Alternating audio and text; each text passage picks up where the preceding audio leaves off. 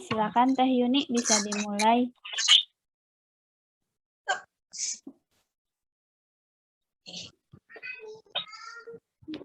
Bismillahirrahmanirrahim. Assalamualaikum warahmatullahi wabarakatuh. Waalaikumsalam warahmatullahi wabarakatuh. Hari ini alhamdulillah Ruby kedatangan tamu Teh Ajeng untuk berbagi pengalamannya menghadapi anak yang mengalami speech delay, karena seperti yang sudah di-sharing oleh Ruby di medsos bahwa ada banyak faktor yang mempengaruhi speech delay. Seperti anak saya itu karena kelahiran prematur salah satunya.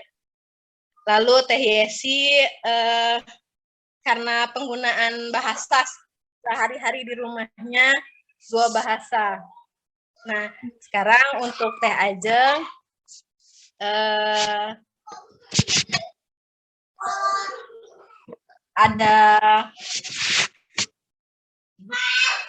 ada riwayat yang berbeda lagi yang ingin dibagi kepada kami tim Ruby. Mangga Teh Ajeng. Ya, makasih. Assalamualaikum warahmatullahi wabarakatuh. Waalaikumsalam warahmatullahi Alhamdulillah. Makasih banyak buat kesempatannya. Saya bisa diajak sharing di sini. Kebetulan pertama yang ngasih tahu Andin. Karena kan Andin teman kuliah ya, terus rumahnya deketan gitu, jadi sering main. Pas kemarin sebelum Teh Yuni nge-WA, Andin duluan yang WA katanya mau belajar tentang speech delay gitu. Jadi narasumber. Kalau narasumber terlalu berat ya, soalnya ilmu saya juga nggak begitu banyak gitu kan. Jadi mending sharing aja, sharing. Oh iya boleh, kata Andin. Ya udah, terus beberapa hari kemudian Teh Yuni nge-WA. Ya, mangga Teh boleh. Ya insya Allah mudah-mudahan pengalaman yang saya alami bisa dijadiin ilmu juga lah buat ibu-ibu semua gitu ya. Ibu-ibu yang mengalami sama seperti saya. Kalau di pengalaman saya sih, anak saya tuh speech delay-nya karena ada faktor lainnya, yaitu karena gangguan pendengaran. Jadi awalnya yang lebih ngeh itu suami saya, yang lebih ngeh justru di usia, kan kadang suka lupa ya kita kalau misalkan anak-anak tuh babblingnya kadang babbling tuh seperti apa ya? Maksudnya, oh iya bisa diajak ngobrol sama kita terus ngerespon, kita ajak ngobrol kayak ciluk mbak, kayak mama, papa, kayak gitu kan, oh ngerespon gitu kan. Jadi kita nggak tahu kalau ada faktor lain dari itu gitu. Kenapa ini anak belum bisa ngomong aja? Patokannya itu ke kakaknya. Kebetulan ini yang dapat amanah anak spesial ini anak kedua. Anak ke-1-nya usia 8 tahun sekarang. Kalau dia tuh dulu bisa ngomong tuh di usia 7 apa 8 bulan gitu. Di usia 8 bulan tuh udah lancar ngomongnya. Kalau mau minum udah minta minum. Kalau mau makan ya ngomong gitu. Sedangkan yang kecil ini, jadi suami saya tuh ngehnya di usia 10 bulan kalau nggak salah. Kenapa belum ngomong? Jadi nggak ada keluar kata-kata mama, papa gitu. Terus kalau saya sih, mungkin belum gitu. Coba kita panggil aja namanya. Kebetulan kan sebelumnya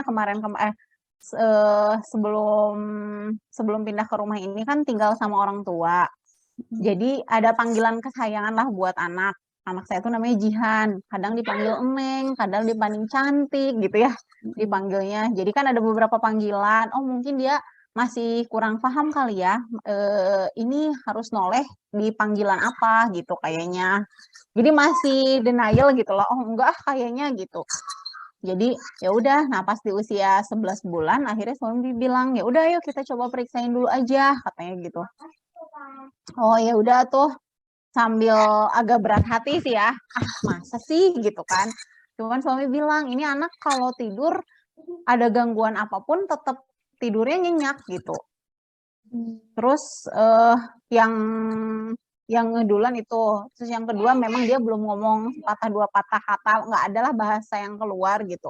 Paling cuman teriak aja atau nangis gitu. Terus, udah gitu akhirnya dibawa aja ke dokter tumbuh kembang dulu yang pertama, dibawa ke dokter tumbang.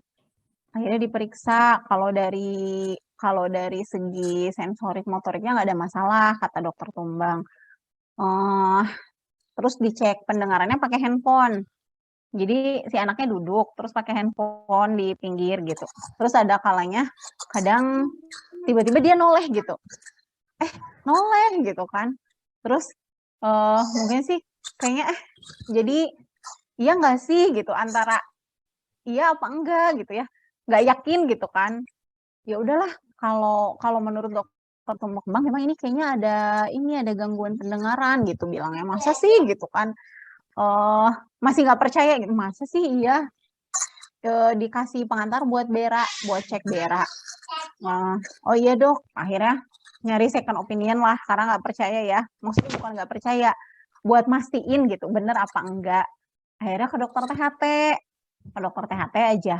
Begitu ke dokter THT, dicek lagi pendengarannya. Itu mah bener kan kalau pakai handphone, kadang si cahaya handphone kan suka kelihatan ya di ujung mata juga, jadinya noleh gitu kan. Akhirnya ke dokter THT, dicek pakai ada alatnya dia dibunyiin, dipukul-pukul gitu. Iya, nggak ngerespon di situ. Nggak ngerespon. Nah, dari situ langsung aja dikasih pengantar buat tes Bera. Akhirnya dilakuin tes Bera aja. Begitu tes Bera, hasilnya itu besoknya. Kebetulan tes Beranya di RSIS juga, karena saya kan sama suami kerja di RSIS. Gitu, dicek Bera aja. Terus ketemu sama dokternya kan, konsultasi. Pas dikasih si hasil Beranya itu, ternyata memang benar ada gangguan pendengaran. Yang ya qadarullah si gangguan pendengarannya itu gangguan pendengaran sangat berat atau dengan kata lain profound hearing loss. Jadi di telinga kanan itu dia bisa mendengar di 110 desibel, sedangkan di telinga kiri itu 90 desibel. Itu tuh dengan kata lain kita bisa dengar itu kalau di samping mesin pesawat, gemuruh mesin pesawat baru dia dengar gitu. Ya Allah. Iya, ya udahlah dapet diagnosa kayak gitu kan pasti awalnya nggak nyangka gitu ya dengan posisi saya, dengan profesi saya gitu. Kenapa saya bisa sampai kecolongan sampai usia 11 bulan gitu. Kenapa nggak dari awal bisa kedeteksi sama saya gitu. Ya udah akhirnya setelah tes Bera terus biar lebih diperjelaskan kalau tes Bera itu hanya sampai 90 desibel di patokannya. Akhirnya diperjelas dengan ASSR itu lebih lengkap lagi. Akhirnya ketahuan 110, yang kanan 110, yang kiri 90. Dari situ konsultasilah sama dokter. Oh, jadi ini mungkin ya yang buat dia belum bisa ngobrol sampai di usia hampir 11 bulan gitu. Jadi masalahnya karena gangguan pendengaran.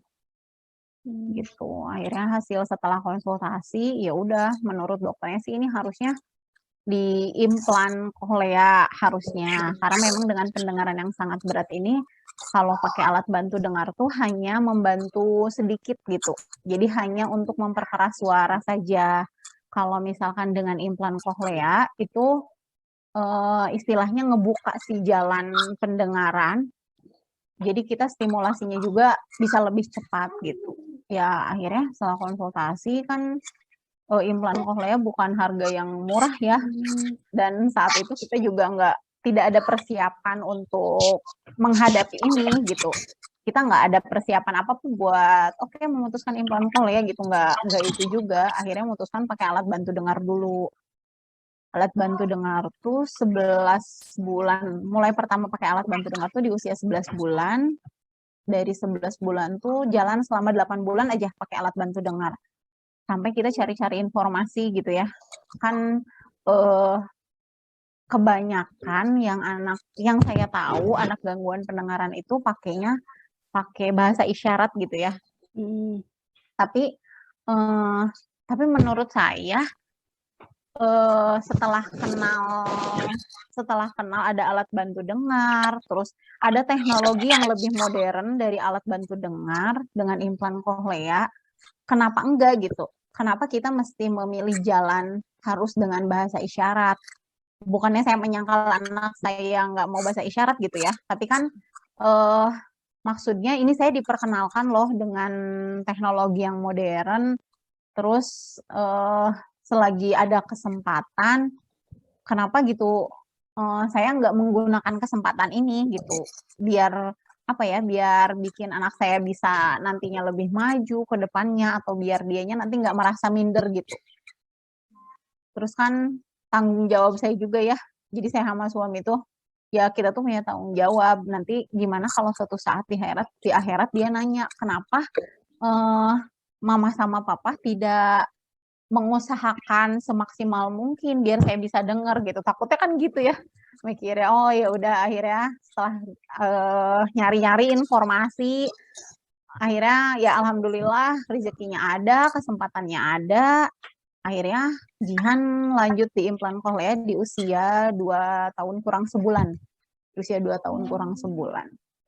Dari situ ya itu baru mulai perjalanan mendengarnya Jihan. Sebenarnya dari yang 11 bulan, mulai usia 11 bulan dipasang alat bantu dengar tuh ya lumayan membantu. Dia ada babbling, tapi babblingnya tidak seperti anak normal ya. Kalau anak normal kan baba, bama, mama gitu kan jelas. Kalau ini si babblingnya agak berat. Jadi waktu pakai alat bantu dengar tuh ngobrolnya huruf ba tuh seperti di dalam tenggorokan gitu.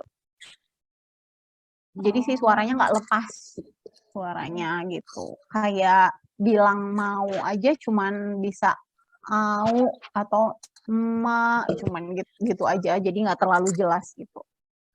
Ya udah alhamdulillah begitu ada rezekinya, Jihannya sehat, ada kesempatan, akhirnya diimplan di usia berapa sih, 23 bulan. Jalan sekarang hampir jalan mau 3 tahun implan. Jadi kalau di usia biologisnya dia usia 4 tahun, kalau di usia pendengarannya baru 2 tahun setengah. Jadi sekarang ngobrolnya hampir sama kayak anak 2 atau 3 tahun gitu. Jadi belum terlalu jelas kayak anak 4 tahun pada umumnya, tapi dia udah bisa. Tapi kan kalau kebanyakan anak umur 4 tahun, yang anak umur 4 tahun udah bisa ngobrol kayak gini ya, lancar gitu ya. Kalau dia susunan kalimatnya, menyusun kalimatnya masih belum lancar. Jadi sekarang lagi di tahap dia belajar nyusun kalimat, harus apa dulu nih ngomongnya gitu. Kalau di kata-kata sederhana sih dia udah lancar, alhamdulillah. Cuman kalau untuk ngobrol sama temennya, dia masih belum terlalu lancar gitu lah, belum masih sama kayak temennya. Cuman ya itu yang usaha lebih maksimalnya saya sama Jihan tuh dari mulai begitu dia dipasang alat implan. Alhamdulillah sih menurut saya ini belum mencapai target kalau menurut saya. Tapi ya dia udah bisa komunikasi, dia udah bisa dengar. Saya dari dapur manggil dia di depan, udah bisa nyaut, itu udah alhamdulillah banget gitu. Alhamdulillah udah bisa ada di posisi ini gitu. Speech delay-nya karena itu speech delay-nya. Mungkin kalau saya juga setelah implan saya tidak terlalu berusaha keras untuk ngajarin dia juga, mungkin kayaknya speech delay-nya bakal berlanjut gitu. Iya. Seperti itu pengalamannya mungkin. Jadi Sekarang ya masih. Jihan udah usia 4 tahun berapa bulan teh? 4 tahun. Berapa ya? Desember. Oh, 5 tahunnya November. Dia ulang tahunnya November, berarti 4 tahun 4 bulan ya? Iya. Ya, 4 tahun 4 bulan usianya. Jadi setelah pasang implan itu Teteh ngajarin sendiri? Dia terapi juga, dibantu sama terapi. Jadi kita kan ada pakai brandnya tuh di satu brand yang ada dia tuh udah sama terapi. Kalau biasanya kan terapi wicara ya, kalau yang speech delay itu. Kalau Jihan tuh terapinya EVT. EVT itu auditory verbal terapi. Jadi pertama diperkenalkan itu bukan dari berbicara dulu, dia diajarin denger dulu gitu. Karena baru banget mendengar. Iya gitu. Jadi kayak mau ngajarin si mainan ayam aja dia harus denger dulu. Ini ada suaranya. Ini ada suaranya. Kalau dia udah denger, ini ayam baru gitu. Baru memperkenalkan ke suara, ke berbicara. Sebelum dia denger mah, sebelum dia belajar denger, jadi kita nggak fokus ke bicaranya dia gitu. Karena memang dengan pertama dia mendengar itu, dari berbicaranya udah langsung mengikuti gitu Teh. Iya, karena udah dengar kosakata itu sebelumnya. Ya. Kalau misalnya tiba-tiba diajarin ngomong katanya, padahal dia belum bisa korelasiin sama barangnya, sama suara dia sebelumnya, bingung ya. Iya, betul. Iya. Jadinya nanti malah ke bahasa isyarat, malah dia baca bibirnya kita. Pahamnya bukan karena mendengar gitu. Masya Allah ceritanya Teh. Perjuangannya pasti ini ya, berurai air mata kebayang. Iya, banget itu. Karena mungkin dulu kan saya nggak terlalu ini ke nyari-nyari di sosial media, tidak terlalu membuka. Jadi begitu didiagnosa tuh saya tidak membuka diri. Jadi selama 3 bulan tuh saya menutup diri tiap ada, bahkan temen deket aja nggak tahu gitu. Kalau anak saya tuh kayak gini gitu. Jadi mereka taunya ya di saat saya sudah mulai siap cerita, mereka nanya tuh ya saya bisa jawab kayak gini. Kalau waktu awal-awal mereka nanya tuh nggak dijawab, malah air mata yang keluar gitu, bukan jawaban. Iya, itu bisa dimengerti sih Teh, pasti setiap orang punya proses ya. Betul. Teh, sebagai ibu pasti kita merasa yang paling berat kan ya. Benar-benar. Jadi ya nggak apa-apa sih Teh itu. Iya. Itu haknya Teh gitu kalau menurut saya. Iya, betul.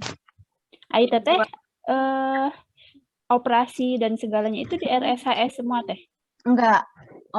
Dulu tuh buat ini, kebetulan kan di RSHS tuh nggak ada operasi di hari weekend, di hari Sabtu Minggu. Kebetulan kan saya juga mikirin kakaknya juga ya, kalau misalkan saya ambil operasi di hari kerja, kan kakaknya juga sekolah, kasihan gitu kalau nggak ada yang ngedampingin. Akhirnya setelah konsultasi sama dokter, kita operasinya di Santosa. Jadi kita di Santosa kan bisa di hari Sabtu ya operasinya. Gitu. Udah bentar, nggak lama masuk Jumat sore, Sabtu operasi, mungkin Minggu karena libur, jadi hari Senin baru bisa pulang. Operasinya cuma di satu telinga aja, di yang sebelah kanan. Oh, kenapa itu Teh? Karena di bagian yang paling berat, jadi di yang 110 desibel gitu. Sebenarnya sih pengen dua-duanya, cuman karena kan juga double ya. Betul. Kan alatnya itu harganya nggak main-main gitu kan. Dengan satu alat pun ya udah Masya Allah luar biasa gitu. Kita harus perjuangannya ya sampai ya gitulah, pokoknya harus berusaha semaksimal mungkin, pokoknya harus operasi gitu. Kan mendengar dengan dua telinga tuh lebih baik gitu. Tapi kalau kita bisa di satu telinga ya kenapa enggak dimaksimalkan gitu. Kalau kedepannya menyusul telinga satunya itu boleh atau ada batasan usia maksimum? Enggak bisa. Karena ini kan alatnya juga seumur hidup yang di dalam. Kalau yang di luar tuh si alatnya bisa di-upgrade kayak kita handphone aja, kan ada keluaran terbaru lagi gitu kan. Gitu. Ya sama si alatnya juga. Mangga Teh Yuni, mau tanya apa tadi? Kalau alat bantu dengarnya masih terus dipakai ya Teh? Iya, masih.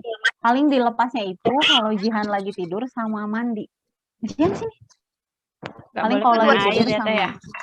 Iya. Nggak bisa kena air. Nih, halo dulu sama Ibu. Halo Jihan. Hai, dadah dulu dong. Ini yang dipasangnya di sebelah kanan. Oh iya. Mama lepas dulu ya. Nih, bentuknya kayak gini. Itu nyambung ke baterai teh. Nah, ini baterai, yang di bawahnya baterai. Iya. Yang ini tuh speakernya. Nah, yang ini tuh ada magnet. Ini lingkaran yang tengah ini magnet buat nyambungin ke ini yang operasi di sini.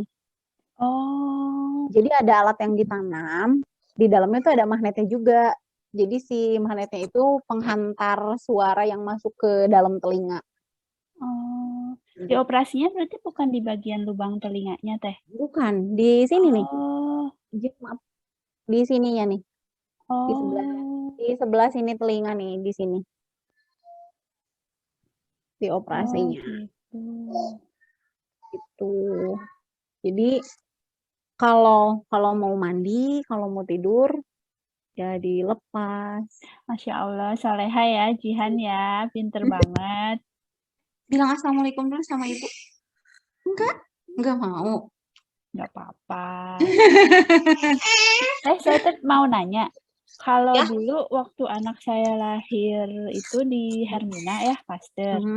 Nah itu tuh selain tes bilir ubin gitu ya, sama ada tes pendengaran juga tuh teh. Ya. Nah tapi saya tuh masalah saya itu kan si tes pendengaran tuh selalu lama keluarnya. Jadi kita udah check out, udah selesai gitu, udah pulang ke rumah. Nah itu baru bisa diambil tanggal berapa gitu. Nah sementara saya kan sebenarnya tinggal di Cikarang ya. Jadi si mau balik ke sana cuman ngambil suratnya males gitu ya. Jadi nggak pernah diambil suratnya teh. Tapi yang saya ceknya ya dengan kayak gitu aja. Insya Allah kalau pendengaran nggak ada karena tidurnya pun sangat mudah terganggu gitu. Nah, dulu waktu Jihan lahir gimana teh? Mengalami tes itu nggak? Ya, jadi karena kalau tes-tes yang pendengaran itu hanya ada di rumah sakit swasta ya. Kebetulan pas Jihan lahir tuh saya lahiran di RSHS. Jadi hanya garis besarnya aja. Jadi nggak sampai detail di tes pendengaran, nggak sampai situ. Terus sama dokter juga kan ditanya ya, begitu lahir nangis apa enggak. Terus ada riwayat kejang demam apa enggak gitu kan. Nangis biasa, normal. Ya normal kayak bayi normal biasa gitu. Bahkan nggak ada waktu hamilnya juga saya nggak ada riwayat. Kan biasanya kalau yang kayak gitu ibunya rubella atau apa gitu ya dari virus tokso. Enggak. Ya mungkin kalau kita bisa memutar waktu ya mungkin saya akan cek tokso rubella yang kayak gitu sebelum saya hamil Jihan mungkin ya itu. Gitu. Ya, memang sudah takdirnya saya punya. Jalan dari Allah ya teh ya. Betul. Insya Allah jadi ladang pahala. Amin. Gitu biasa aja sih. Tapi kalau memang waktu lahirnya dicek pendengaran ya lebih bagus itu teh. Jadi kita biar tahu gitu ya. Yakin gitu ya. Iya betul. Kalau punya kakaknya saya ingat gitu saya ambil. Kalau punya adiknya tuh ya udah karena dengan sehari-hari kalau dari pendengaran sih kayaknya nggak ada masalah jadi ya udah gitu. Nggak pernah diambil sampai sekarang. Iya gitu. Kalau saya nggak ada tes pendengaran karena di rumah sakit negeri di cuma saya nggak ngeh ya kalau kan lahirnya prematur. Ya. Itu pas lahir teh nggak spontan nangis. Ya. Nggak spontan nangis dan nggak kenceng. Saya nggak ngeh ya kalau itu tuh bakalan jadi masalah ya. Iya betul. Ketahuannya ini aja Sabit usia 1,5 bulan itu 3 kata, cuma mam, dah, bah, cuma 3 kata itu dan telat banget kan 18 bulan baru. Kok nggak kakaknya ya? Kalau kakaknya 18 bulan itu udah lancar, udah satu kalimat tuh nggak ada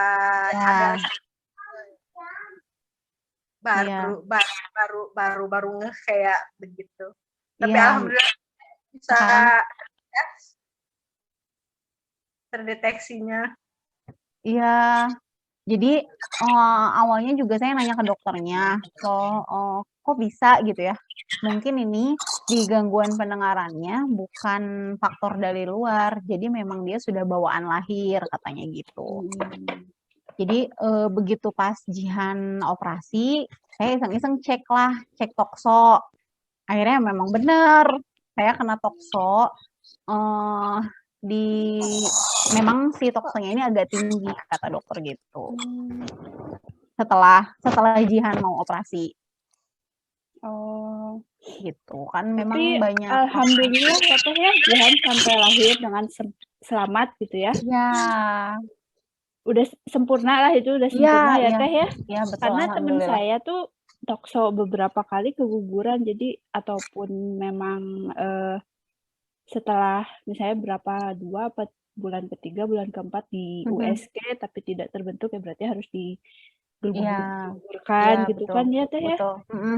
Jadi itu masih alhamdulillah banget ya Teh ya. Iya betul. Jadi kalau setelah konsultasi sama dokter tuh, memang kalau ini tidak terdeteksi memang nantinya jadi speech delay. Jadi kalau anak yang gangguan pendengaran itu bukan hanya speech delay, nantinya dia bakal jadi muncul autis juga. Karena kan dia asik dengan dunianya sendiri ya.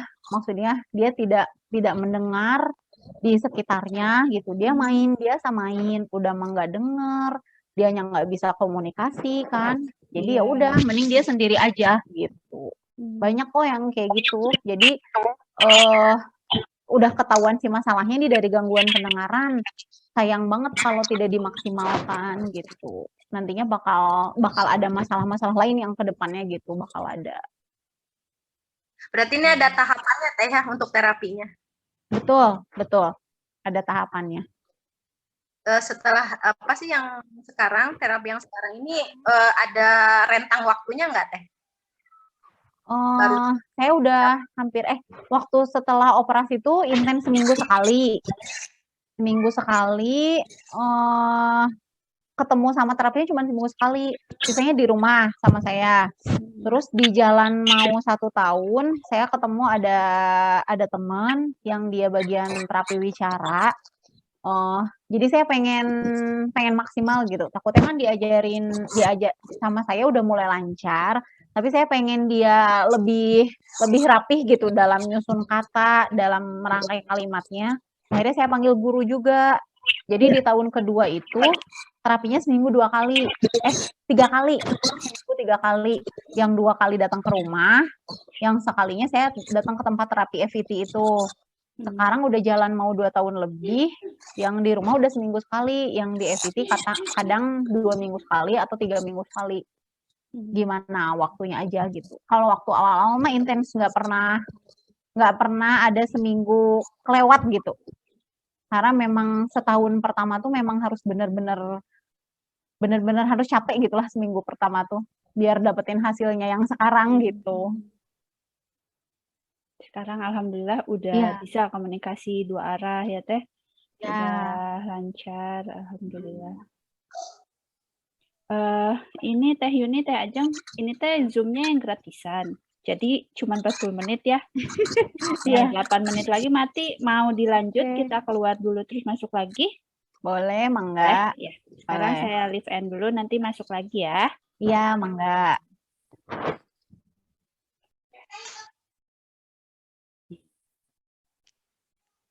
Teh Ajeng, kalau boleh tahu profesinya apa Teh?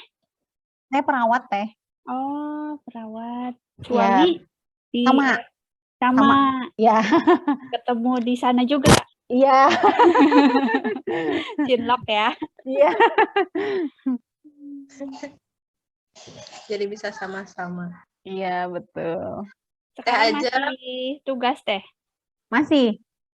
Anak-anak di rumah ada siapa? Nggak ada. Jadi gantian aja sama suami. Oh, asik banget.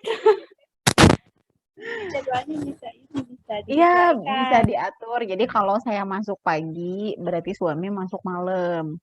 Jadi masih ngurusin anak pun juga sama orang tuanya bener-bener ya? Iya full. Karena kan jadi setelah saya nikah tuh masih ikut orang tua sampai hampir 8 tahun lah sama orang tua. Dan akhirnya karena dualisme gitu kan ya, kalau dalam ngasuh anak ada dualisme tuh jadi berbeda dan jadi ke sikap anak dan sifat anaknya juga berbeda juga jadinya gitu kan. Oh ini nggak bisa dibiarin gitu. Ayo kita pindah aja gitu. Sekarang kita coba aja berdua gitu. Insya Allah lah bisa dan alhamdulillah setelah dijalani. Alhamdulillah. Iya, mangga Teh Yuli. Ya, Teh Ajeng, kedengeran nggak suaraku? Ya, kedengeran Teh. Kedengeran. Untuk Jihan, pernah ini nggak Teh main di luar rumah? Pernah. Sekarang udah mulai main di luar rumah. Bisa ini apa namanya? Kan kalau anakku Sabit kalau dikeluarin, dia justru malah main asik sendiri. Oh iya. Temennya gitu kayak main di taman umum aja, ada main prosotan, ada orang teh diusir, nggak boleh. Oh iya. Dulu waktu zamannya terapi kan emang belum tuntas teh sebenarnya terapi Sabit itu masih PR di sosialisasi katanya sama adaptasi. Jadi kalau main bareng sama yang lain nggak mau gitu. Nah kalau Jihan gimana? Jihan tuh awalnya karena dia nggak punya teman ya. Kalau waktu di rumah nenek kakeknya dia nggak punya teman. Jadi temennya cuman mamahnya, papahnya, kakek nenek sama tantenya, sama kakaknya. Begitu pindah ke sini kan ada teman-teman ya di luar gitu. Awalnya memang begitu keluar rumah lebih agresif, Jihan tuh lebih galak. Jadi karena mungkin biasa main sama saya di rumah ya, aturannya kalau lagi main sama saya di rumah nih, dia duduk depan saya, terus harus ngikutin, Jihan mama punya mainan ini, ayo kita main ini gitu.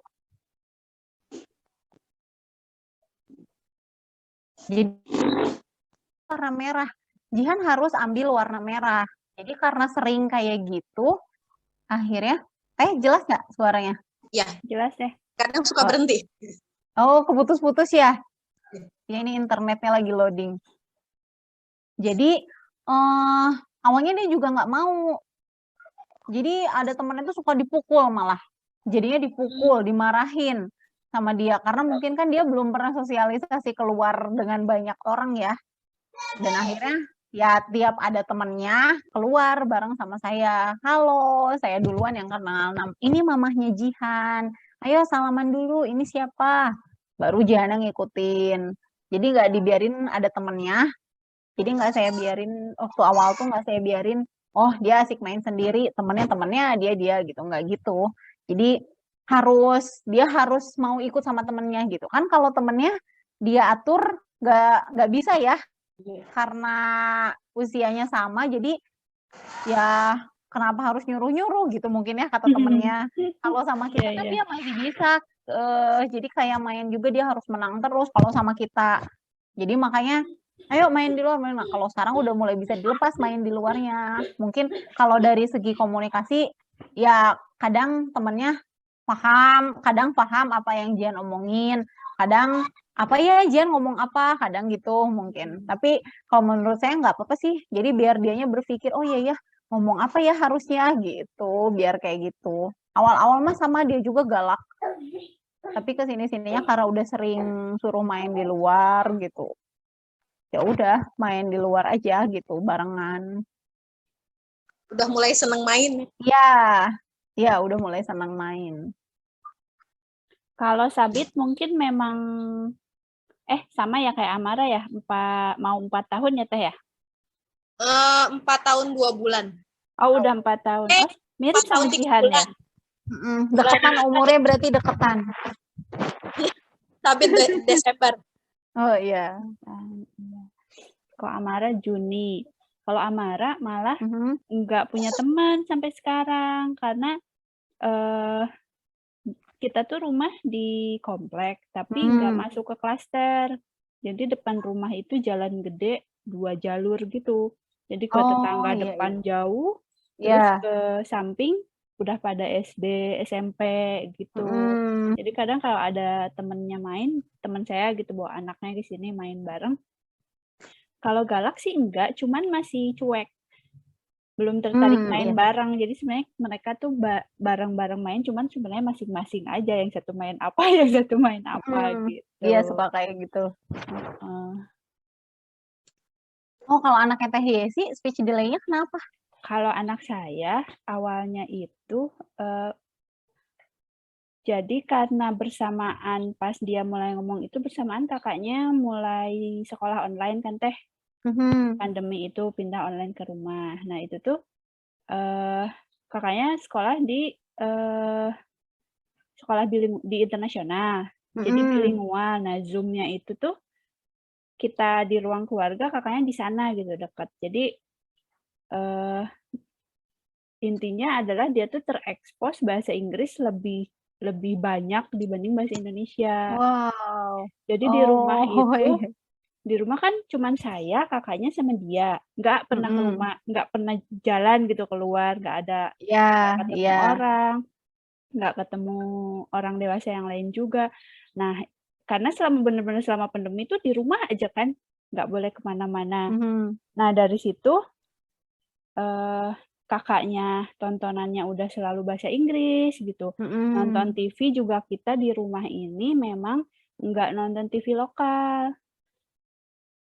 Jadi nonton TV-nya tuh berita aja gitu. Nggak TV lokalnya tuh nggak dapat semua. Antena teh burem gitu ya. Jadi nontonnya tuh TV kabel. Jadi dari TV, dari gadget, dari tontonan kakaknya kan ikut nonton.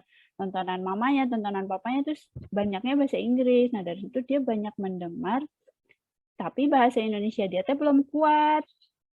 Jadi emang dasar mungkin anak kecil tuh sebenarnya pinter ya Teh ya. Dia tuh memilih yang dia familiar dan lebih mudah bagi dia. Nah karena kalau saya ngobrol sama dokter anak di Rabbit Castle, Castle Rainbow Castle atau apa ya?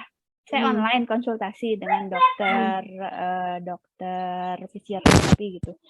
Beliau bilang, ya memang bahasa Inggris itu bunyi katanya kan lebih pendek-pendek. Dari nomor misalnya 1, 2, 3, 4 cuma satu suku kata. Sementara Indonesia kan lebih panjang, 1, 2, 3 gitu. Jadi anak-anak ya cenderung memilih, dia sudah tahu yang pendek ya dia pilih yang pendek. Jadi dia kalau ngomong keluarnya Inggris Teh. Tapi hebat.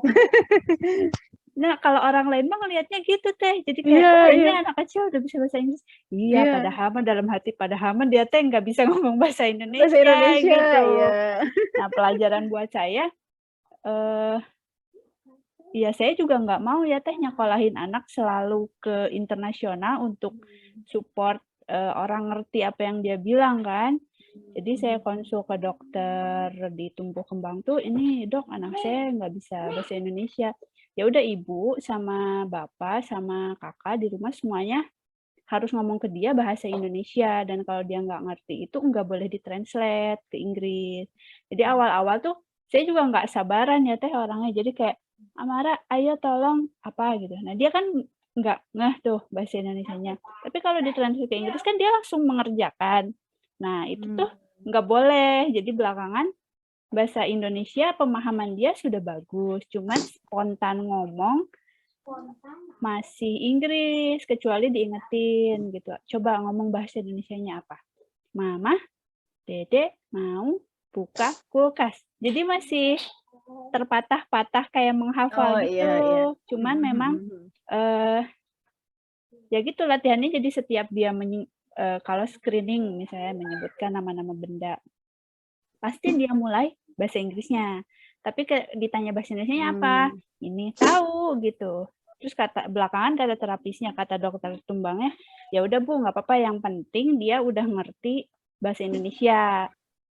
Nanti ketika dia udah sekolah lebih terekspos lagi kan, lebih ketemu orang, lebih banyak mendengar gitu. Bisa. Jadi sebenarnya masalah saya itu, saya ini aja sih Teh, diprotes sama orang tua gitu. Ketika pulang ketemu neneknya, ketika pulang ketemu eyangnya, mereka nggak bisa ngobrol karena anaknya itu ngomongnya keluarnya Inggris, orang tua kami nggak ngerti, dan mereka nggak bisa komunikasi. Ya.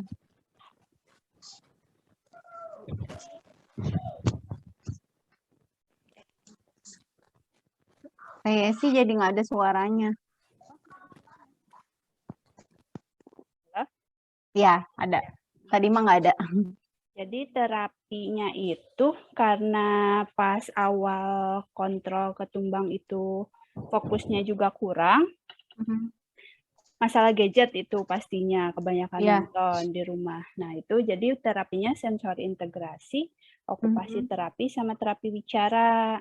Terapi bicaranya belajar bahasa Indonesia, menyusun kalimat, sebab akibat kayak gitu. Terus yang saya rasakan justru dari sensori integrasi yang ngaruh banget. Jadi motorik kasarnya dia tuh terlatih ya. Nah itu tuh berpengaruh, dia jadi lapar, jadi makannya teratur, tidurnya teratur. Karena sebelumnya tinggal di rumah itu benar-benar makan susah, tidak terekspos dengan dia nggak banyak mendengar obrolan. Saya sama kakaknya juga kan ngobrol nggak selalu ya. Kakaknya juga lebih senang main game gitu kan, lebih senang nonton. Jadi emang itu sih Teh. Kalau kakaknya,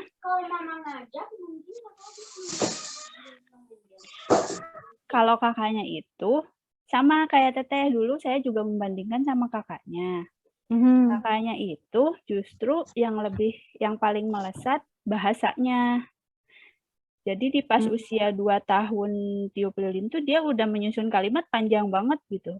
Mah, Afa mau tiup lilin lagi. Sementara adiknya di usia 2 tahun tuh baru 2 atau 3 kata kalimatnya Teh. Dari situ kan langsung jadi keluarga besar itu ini kok ngomongnya ini banget, telat banget gitu kan. Terus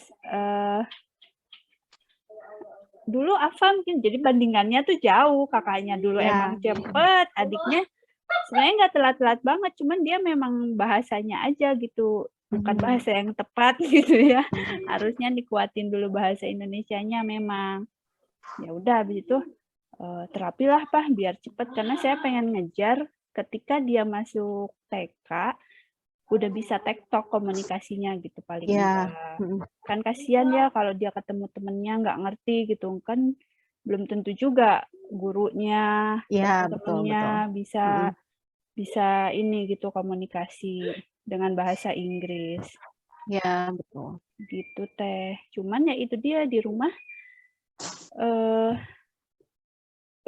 susah merubah culture-nya gitu, kakaknya suka nonton, mama papanya nontonnya juga bukan bahasa Indonesia gitu. Jadi tontonannya sekarang yaitu Nusarara, terus You Fit Kids. Cuman tetap kalau dia pegang gadgetnya sendiri mah udah tahu tuh apa yang dia suka gitu. Oh iya. Gitu Teh kalau saya. Masya Allah. Banyak ternyata ya. Iya, jadi kalau terapis bicaranya Amara bilang di masa pandemi ini memang meningkat banget si kasus speech delay-nya itu. Ya, itu tuh biasanya karena pola asuh sama lebih banyaknya karena pola asuh sih. Kebanyakannya karena pola asuh sama gadget kan. Jadi asal anteng di rumah kan. Iya, betul. Jadi anaknya asal anteng gitu. Betul. Nah Yuni, gimana sekarang udah lancar? Kalau Sabit sekarang untuk bicara masih udah agak jelas, cuma masih ada huruf-huruf yang belum jelas. Kayak huruf L, apalagi R, itu ya belum itu Mas sama. Karena kata dokter rehabnya dulu teh bilang langit-langitnya jauh jaraknya. Oh ini. Sampai si dokternya bilang gini, Gak apa-apa lah Bu, cadel-cadel dikit mah katanya gitu. Aduh, ini anakku bakalan dibully. Ya. Ini sampai anak sekarang juga yang gede belum. Nah, kalau ngomong L itu kayak yang berat banget, kayak coba Sabit lele, jadi kayak gantung lali, jadi susah gitu huruf L, apalagi nanti R, apalagi itu dokternya bilang nggak apa-apa lah Bu, ada kayak sedikit, aduh ya sudah lah. Terus kalau kayak bilang apa ya, kalau kata akhirannya R sama L itu pasti eng. Kayak mawar, dia mawang. Iya. Jadi kalau yang ujungnya R itu R sama L pasti eng. Jadi kadang Sabit ini ngomong cuma alhamdulillah udah bisa komunikasi, udah bisa cerita. Cuma karena memang terapinya nggak tuntas sih Teh. Jadi waktu terapi baru setahun berjalan, pandemi. Nah, aku kan di Hermina. Di Herminanya kan pakai BPJS. Jadi kalau BPJS tuh pas pandemi video call, bukan datang ke rumah sakit. Nah, kalau video call, terapis yang ngomong, Sabit suruh gini, Sabitnya kabur. Jadi, aduh kayaknya ini gak akan berjalan. Akhirnya ya sudahlah, saya berhenti aja. Cari alternatif lain, harus gimana anak. Terapinya kan selama ini katanya suruh kayak okupasi kan main ayunan, terus lompat-lompat di trampolin, naik turun tangga, flying fox. Ya udah coba diusahain. Suruh lompat-lompat di kasur, tadinya susah banget. Yang paling sulit itu main ayunan Teh. Kan biasanya anak-anak teh seneng ya main ayunan. Kalau Sabit, kalau main ayunan itu pasti ngemuk, nggak mau. Ketahuannya itu waktu usia 8 bulan. Jadi 8 bulan itu kan ceritanya Sabit mau dihitan karena ada masalah. Nah, nenek datanglah ke mama aku kan datang ke sini buat jagain Sabit. Diajaklah ke taman main ayunan, padahal di pangku main ayunan. Pas pulangnya, kok Sabit nggak mau ya diajak main ayunan, minta turun, kamu masa sih aja. Dicobain, iya bener, padahal di pangku kok nggak mau. Tapi ya udahlah, mungkin emang masih belum mau aku Teh. Pas terapi, aku kan nanya ke dokter rehabnya, Dok, emang apa korelasinya sih main ayunan sama belajar bicara? Soalnya anaknya kan ngamuk, nggak mau. Justru main ayunan itu kan buat menyeimbangkan katanya, karena vestibular dinamiknya rendah, jadi kan harus diseimbangkan gitu. Oh begitu, makanya ya udah Ibu kalau ngajak main ayunan jangan dipaksa Bu, suruh pegang tiang ayunannya aja dulu katanya. Jadi bertahap, nanti suruh duduk dulu, jangan diayun, Ibu jangan buru-buru. Iya. Saya kadang suka gerak. Anak dipaksa. Habis kalau lihat terapisnya kan Sabit dipaksa loh Teh. Jadi benar-benar digendong sama terapisnya, terapisnya duduk di ayunan, main ayunan itu aku kan ngedengarnya dari luar ya karena nggak boleh masuk. Itu ngejerit. Nah, orang terapisnya aja dipaksa gitu, makanya akunya ikut-ikutan. Padahal nggak boleh. Iya. Alhamdulillah pas dia main ayunan udah mau, terus ngayuh sepeda juga udah bisa. Nah, itu seiring sama kemampuan bicaranya juga udah mulai. Terus udah bisa naik turun tangga sendiri. Bahkan Teh naik pagar. Dan lompat pagar. Oh ya ampun. Lebih dari harapan Teh itu. Iya, betul. Kan gerbang di rumah aku kan ini sedada orang dewasa.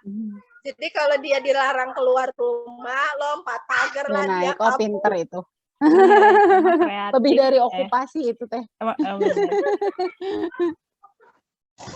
Kalau Jihan gimana teh? Ada cerita pas terapi EVT itu anaknya bisa kerja sama atau melawan atau nangis nggak? Oh, dia tuh di setahun pertama. Jadi begitu saya memutuskan buat operasi, saya punya target dan memang target saya itu tinggi gitu. Jadi memang kata terapisnya juga, wah mamahnya Jihan nih targetnya nggak main-main katanya. Jadi saya bikin target yang tinggi, kan kalau kita bikin target tinggi itu mencapai setengahnya aja udah lumayan kan. Kalau kita bikin target yang rendah, nanti jadi tambah sedikit dong buat naikin kemampuannya dia gitu kan. Makanya kata tiap dia terapi itu kan duduk ya. Jadi kalau EVT itu dia harus duduk diam. Sementara di saat Jihan usia 2 tahun itu dia lagi susah diem dan dia lagi masih mulai sensitif. Jadi dipegang di area telinga, dipegang di area bahu itu masih nggak mau. Jadi suruh duduk aja dia nggak mau. Mungkin kan banyak ya, memang banyak orang tua di luar sana yang mengalami seperti saya gitu, dengan beda-beda tipe pengajaran. Jadi menurut terapisnya Jihan tuh gini, kalau sama terapis tuh seminggu sekali hanya 1 jam, tapi selebihnya sama orang tua gitu kan. Kita kan yang 24 jam bareng sama anak-anak gitu. Dan itu beda-beda, ada yang memang dikhususkan sehari 3 jam full, ngajarin nih 3 jam, diem ya sama mama ngajarin. Nah kalau Jihan tuh nggak bisa kayak gitu. Jadi di saat dia lagi main, disitulah saya masuk gitu. Kan tiap pagi itu saya harus namanya link six sound ya. Jadi ngecek pendengarannya dia dengan 6 kata. Itu tiap pagi harus dicek. Enggak tiap pagi sih, pokoknya tiap hari harus dicek aja. Dia bisa merespon apa enggak. Jadi dari awal tuh si 6 kata itu dari mulai yang keluar tuh kan ada 6 kata tuh A, I, U, S sama Sh.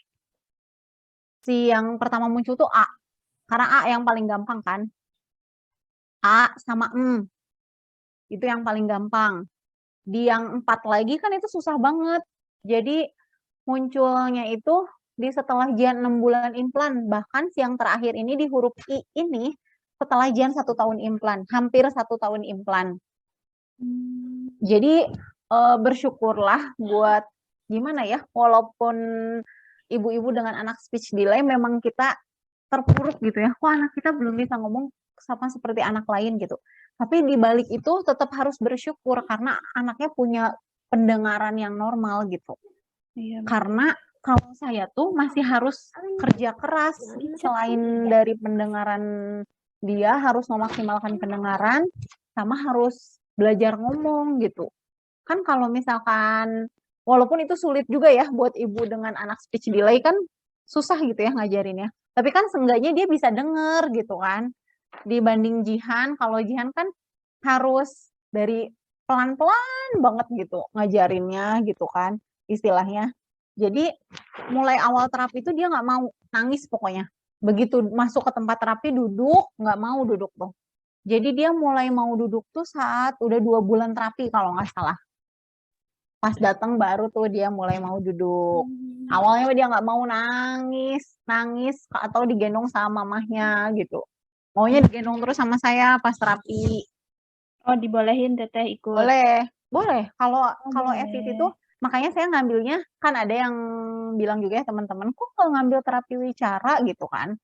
Enggak, beda. Itu jauh berbeda dengan terapi yang harus dialamin Jihan gitu. Karena kalau menurut saya dengan kalau terapi wicara kan jadi fokus ke terapis gitu ya, sama terapis anak dan terapis gitu. Iya, nggak boleh masuk. Orang tua kan tidak dilibatkan ya. Sebenarnya itu saya kurang setuju kalau yang kayak gitu.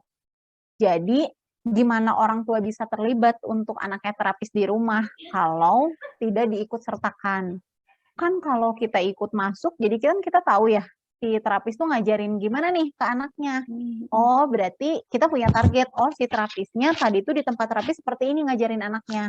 Jadi bisa kita ulang di rumah. kita bisa bikin catatan gitu. Kan kalau misalkan anak dengan terapis aja mah itu jadinya memang si anak mengikuti kemauannya terapis kan. Iya. Oh iya nih anaknya udah bisa ini gitu. Tapi ada poin yang suka terlewat karena istilahnya ada gejlok gitu. Jadi yang kita ajarkan di rumah sama yang diajarkan terapis itu pasti beda. Kayak tadi kata Teh Yuni itu, karena kalau di tempat terapis kan anaknya dipaksa untuk main ayunan kayak gitu kan. Di saat sama kita, oh anaknya nggak mau gitu kan, kita masih tetap harus maksa gitu kan. Yang maksudnya nggak gitu. Jadi ya pelan-pelan. Saya tiap terapis juga ikut sama Jihan. Jadi selama sejam itu saya ikut terlibat di dalam, terus kadang-kadang saya juga nanya ke terapisnya nih harus kayak gimana nih di rumah. Nanti dia kasih PR. Jadi minggu berikutnya saya pakai buat konsultasi dulu sebelum terapis. Jadi ini nih PR-nya nih, kayaknya Jihan masih belum nyampe ini nih gitu. Kayak kemarin belajar konsonan, belajar huruf juga itu ya konsultasi terus saya sama terapisnya gitu. Karena memang kata terapisnya keberhasilannya bukan karena terapis katanya, karena gimana orang tuanya di rumah. Jadi kalau dulu kan masih sama nenek kakeknya, jadi harus disamain semua persepsi ngomongnya gitu. Jangan sampai kita yang bekerja keras tapi orang-orang di rumah tidak mengikuti kayak kita mah ya sama aja bohong gitu. Nah itu pasti kerja keras juga ya Teh ya? Banget. Di situ saya benar-benar harus tegas karena kalau misalkan jadi kan kadang kakek neneknya atau uunya nggak akan nanti juga bisa gitu, langsung nggak bisa kayak gitu, nggak boleh. Jadi udah di stop gitu sama saya, nggak boleh kayak gitu ngomongnya, harus kayak gini gitu. Jadi kan sama nanti kalau kayak misalnya Jihan mau minum, saya bilang kayak gitu, tiba-tiba kakek neneknya Jihan mau enum, nah itu udah salah besar, itu udah nggak boleh pokoknya. Gitu. Masya Allah perjalanannya. Ya bener-bener, tapi sekarang sih masih ya agak longgar gitu kan di rumah juga, karena dianya udah bisa komunikasi gitu kan, udah ngomong. Usianya Jihan juga udah masuk ke dia tuh menyerap, udah bisa mulai belajar sendiri gitu kan. Iya betul. Iya kan di usia segitu. Sekarang mah lagi persiapan buat ke sekolah aja. Gimana caranya nanti dia kalau sekolah kan banyak orang ya. Gimana caranya dia harus bisa ngertiin teman-temannya dan memposisikan dia nanti sama teman-temannya, mungkin lagi yang dipikirin itu buat persiapan nanti pas dia masuk sekolah. Ya tetap semangat ya Ajeng. Iya. Keep in touch ya. Nanti saya minta IG-nya. Ada Teh? Ada. Ya. Nanti aja diwain. Makasih banyak sharingnya Teh Ajeng. Ya. Saya pribadi terinspirasi, dan jadinya kalau dengar teman-teman yang lain yang anaknya bermasalah terlambat bicara tuh yang ada adalah tambah bersyukur gitu. Jadi betul. Saya mah nggak sebanding gitu dengan masalah teman-teman di luar sana gitu. Alhamdulillah, alhamdulillah gitu. Dan ketemu Teteh, ketemu Teh Yuni, ketemu yang lain pun rezeki jadinya gitu. Jadi lebih ternyata bukan cuma saya sendiri loh yang ngalamin. Lebih menguatkan, lebih bersyukur jadinya. Betul. Ya Teh Yuni, gimana? Waktu kita tinggal 5 menit lagi. Iya. Teh Ajeng, terima kasih ya atas waktunya, sharingnya. Nanti kapan-kapan kita ngobrol lagi. Siap. Insya Allah siap. Teteh, izin Ruby posting di YouTube channel ya? Boleh. Boleh Teh? Boleh, mangga. Alhamdulillah. Teteh, moga proses terapinya berjalan dengan baik. Amin. Target Jihan untuk bisa mengikuti sekolah pun tercapai. Amin. Salam sama Jihan. Iya. Dan siapa Teh namanya? Kakaknya Jihan? Oh, kakaknya Jaki. Jaki. Salam untuk Jihan dan Jaki. Ya, terima kasih banyak. Terima kasih Teteh atas waktunya. Sama-sama. Banyak ya, Teh. Iya, sama-sama. Semangat terus ya buat terus. ibu-ibu yang punya anak luar biasa. Insya Allah jadi ladang pahala. Amin, amin ya Allah. Terima kasih Teteh. Assalamualaikum Ya, warahmatullahi sama-sama. Waalaikumsalam. Saya ending ya. Warahmatullahi wabarakatuh. Ya. Ya, dah.